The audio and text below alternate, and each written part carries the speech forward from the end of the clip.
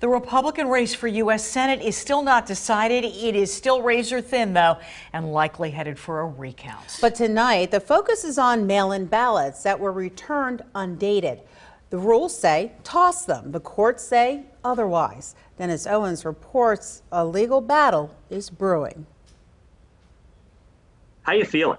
I'm feeling great. But Dave McCormick would feel better if he wasn't trailing McCormick-Oz by about 1,000 votes. There's still many thousands of votes that have not yet been counted. Republican votes that have not yet been counted. Still unclear what to do with mail-ins that were in on time but undated. A federal court ruled Friday from a case last year that they should be counted.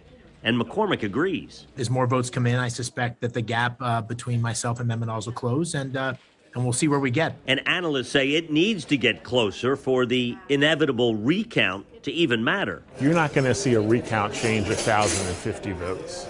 You could see a recount change 200 or 300 votes. So it really depends on where does that final margin from Election Day in this race end up. And at some point very soon, the campaigns might shift focus from the counting to the courts. I think you're thinking, when are we going to really unleash the lawyers, which is what this election is going to come down to. No, you're now going to be a stimulus for the legal industry. Yeah, well, sadly, that's probably true. The Oz campaign declined our interview request. McCormick pledged to support Oz should his rival ultimately prevail. I'm willing to accept whatever the results will be, as long as every vote's counted, and that's what I'll be fighting for. As for those mail-in ballots that were undated, the counties are holding them aside. In Dauphin County, for instance, there are 50 of them, 18 Republican.